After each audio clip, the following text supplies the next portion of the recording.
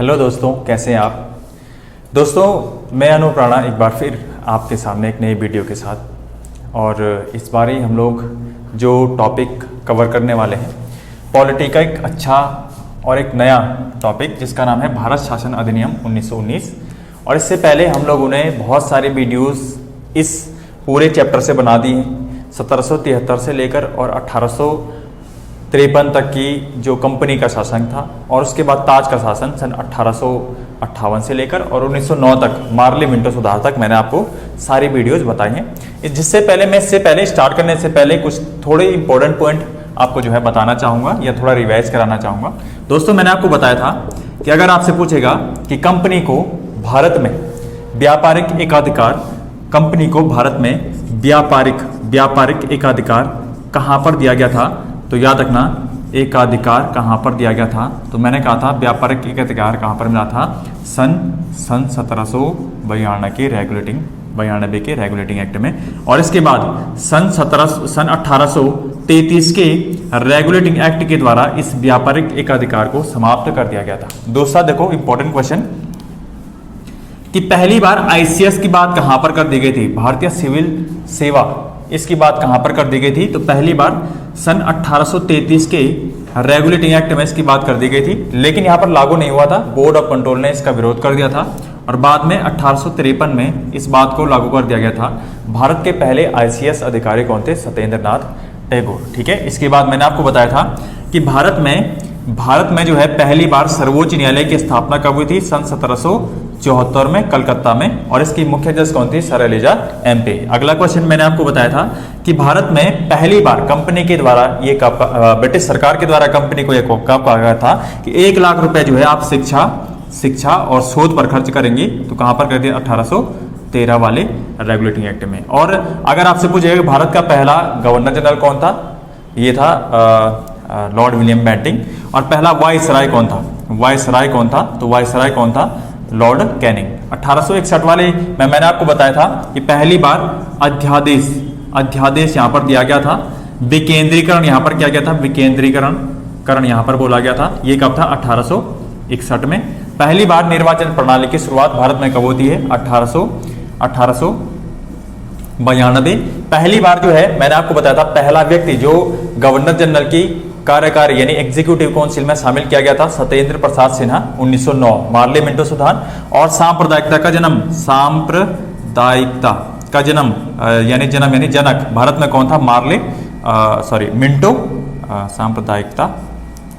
Minto second. और मैंने कहा था कि भारत में सांप्रदायिकता का विस्तार सबसे पहले कहां पर होता है, 1909 में किसको दिया गया था, यहां पर 1909 में किसको दिया गया था, मुस्लिमों को पृथक निर्वाचन क्षेत्र मिला था। ठीक है, इसके बाद मैंने आपको बताया था कि जो है पहले ये अगर आपसे पूछेगा कि जो भारत में ईस्ट इंडिया कंपनी थी, ये ईस्ट इंडिया कंपनी का शासन भारत से किस अधिनियम के द्वारा समाप्त कर दिया गया, तो सन 1858। ठीक है, ये भी मैंने आपको बताया था। सचिव, भारत के पहले सचिव कौन थे, चार्ल्स वुड। और 1857 के समय भारत के वायसराय कौन थे या गवर्नर जनरल कौन थे, लॉर्ड कैनिंग। ठीक है, तो ये कुछ बातें हैं महत्वपूर्ण जो आपको थोड़ा रिवाइज करके रखनी है। बढ़िया क्वेश्चन आते हैं यहाँ से। अब हम अगली आज जो है हम पढ़ने वाले हैं 1909 के बाद 1919 का भारत शासन अधिनियम। ठीक है, देखिए दोस्तों, यहाँ पर सबसे पहली बात है कि अगर बात करें 1919 का भारत शासन अधिनियम, तो इसे बोलते हैं, एक नाम बोलते हैं इसे हम बोलते हैं मॉन्टेग्यू चैम्सफोर्ड सुधार। ये हमारे सचिव थे और चैम्सफोर्ड हमारे क्या थे, उस समय पे वायसरॉय थे, इसलिए इसे जो है इस नाम से भी जाना जाता है। इससे पहले थोड़ा सा अगर आपने कभी हिस्ट्री पढ़ी होगी तो इससे पहले भारत में एक आंदोलन चला था जिसे हम बोलते हैं होम रूल आंदोलन। कब चला था, होम रूल आंदोलन की शुरुआत 1916 में लखनऊ पैक्ट के बाद हुई थी। लखनऊ पैक्ट, ठीक है, अंबिकाचरण मजूमदार की अध्यक्षता में हुआ था 1916 में। और इस लखनऊ पैक्ट के बाद जो आंदोलन भारत में शुरू हुआ, बाल गंगाधर तिलक और एनी बेसेंट के द्वारा, वो कौन था, होम रूल आंदोलन। और इसके बाद जो है भारत में एक अगस्त प्रस्ताव आया था 1917 में, और इसके बाद इसी अगस्त प्रस्ताव के बाद भारत में 1919 का ये अधिनियम लाया गया था। ठीक है, इसमें कौन कौन सी बातें थी, सबसे पहला कि यहां पर पहली बार विषयों की पहचान कर दी गई और विषयों की पहचान करके इनको दो भागों में बांटा गया, एक केंद्रीय विषय और दूसरा प्रांतीय विषय।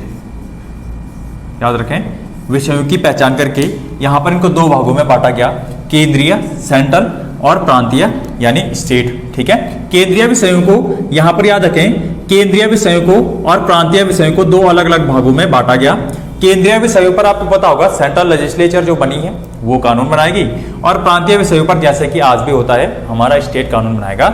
लेकिन यहां पर आपको बात याद रखनी है कि प्रांतीय विषयों को अगेन दो भागों में डिवाइड किया गया, एक थे आरक्षित और दूसरे थे हस्तांतरित। तो दो भागों में इनको डिवाइड कर दिया गया। आरक्षित विषय महत्वपूर्ण विषय थे प्रांतों के पास, और इनको जो है जो आरक्षित विषय थे, प्रांतों के जो आरक्षित विषय थे, ये गवर्नर जनरल और उसकी जो है एक परिषद, कार्यकारी परिषद के पास जो है रखे गए थे, और ये जो है सेंट्रल लेजिस्लेचर या प्रांतीय लेजिस्लेचर की बढ़ती जवाबदेही नहीं थी। ये जो है क्या थे, आपके आरक्षित विषय थे।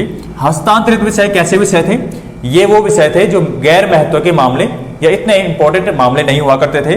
और यहां पर याद रखें, हस्तांतरित मामले किसके पास होते थे, इन पर भी गवर्नर जनरल था, लेकिन यहां पर गवर्नर जनरल किसकी मदद से, प्रांतीय विधायिका या विधानसभा की मदद से शासन करता था। तो इस प्रकार मैं यहां पर एक शब्द का यूज करूंगा जो सबसे इंपॉर्टेंट आपसे पूछा जाएगा कि भाई जो है 1919 के भारत शासन अधिनियम के द्वारा, 1919 के भारत शासन अधिनियम के द्वारा प्रांतों में द्वैध शासन व्यवस्था शुरू हो गई थी। मोस्ट इंपॉर्टेंट क्वेश्चन है, देखें, प्रांतों में द्वैध शासन पद्धति की शुरुआत कहां से हुई थी, 1919 के भारत शासन अधिनियम के द्वारा। और ये द्वैध शासन का मतलब मैंने आपको बताया कि प्रांतीय विषयों को दो भागों में बांटना और इन पर अलग अलग प्रकार से प्रशासन को स्थापित करना। ठीक है, नंबर सेकंड। दूसरी बात ये थी कि जो सेंट्रल, अगर मैं सेंट्रल की बात करता हूं तो केंद्र में आपकी जो एक कॉमन लेजिस्लेचर था, जिसे हम एक हिसाब से आज के हिसाब से लोकसभा बोल सकते हैं, लोकसभा भी बोल सकते हैं, उस समय पे इसे सेंट्रल लेजिस्लेचर बोलते थे। इसके अलावा केंद्र में अब एक और सदन की स्थापना कर दी गई, उसका नाम था वहां पर राज्य परिषद, या आज के दिन पर इसे अगर हम कहें तो हम इसे राज्यसभा भी बोल सकते हैं। यानी इस प्रकार 1919 के इस अधिनियम के द्वारा केंद्र में सदनात्मक व्यवस्था या द्विसदनात्मक व्यवस्था का यहां पर क्या हुआ था, जन्म हुआ था। पहली बार भारत में केंद्र में द्विसदनात्मक व्यवस्था की स्थापना कर दी गई थी। दोनों जगहों पर सदस्यों को जो है इलेक्ट भी कर दिया जाएगा और मनोनीत भी किया जाएगा, ऐसा नहीं था। दोनों में अलग अलग रेशियो था।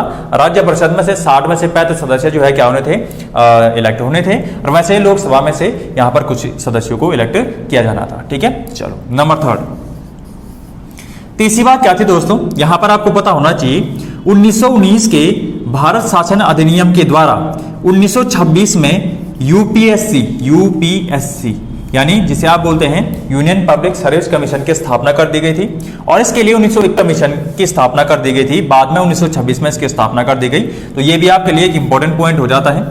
इसके अलावा और कौन सी बात इंपॉर्टेंट थी, देखें अगली बात कौन सी है, सांप्रदायिकता के आधार पर आंग्ल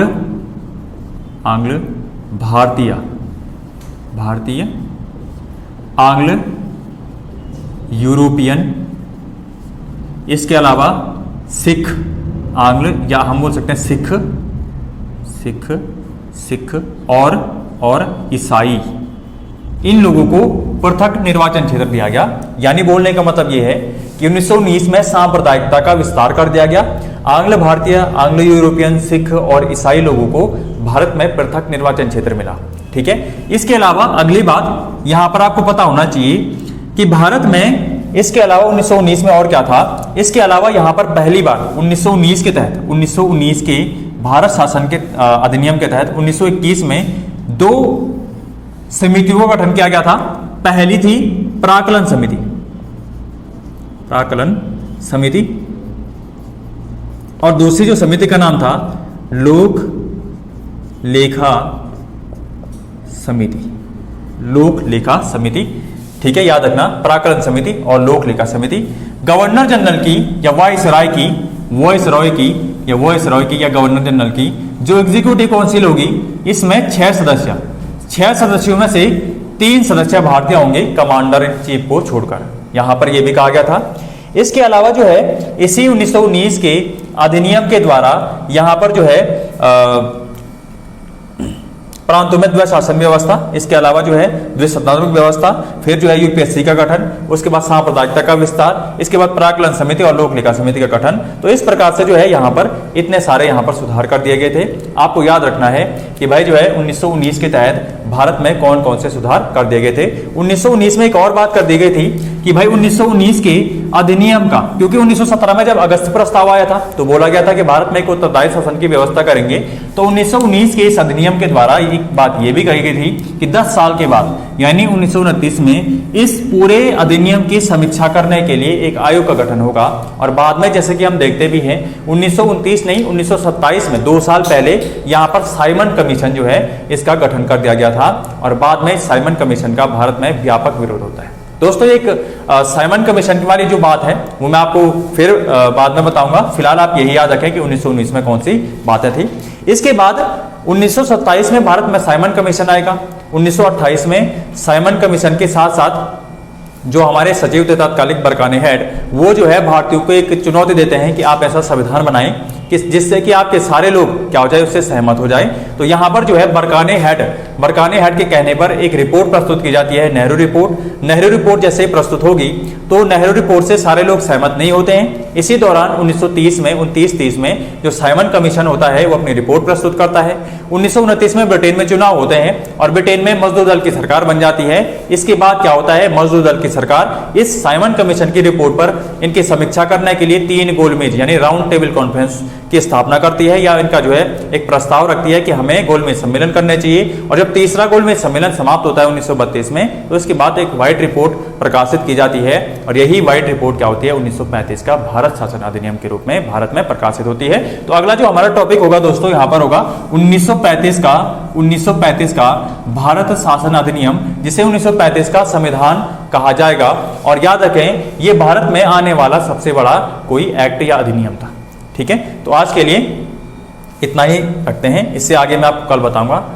अगर आपको वीडियो पसंद आए तो लाइक करें, शेयर करें, सब्सक्राइब करें। थैंक यू, धन्यवाद, नमस्कार।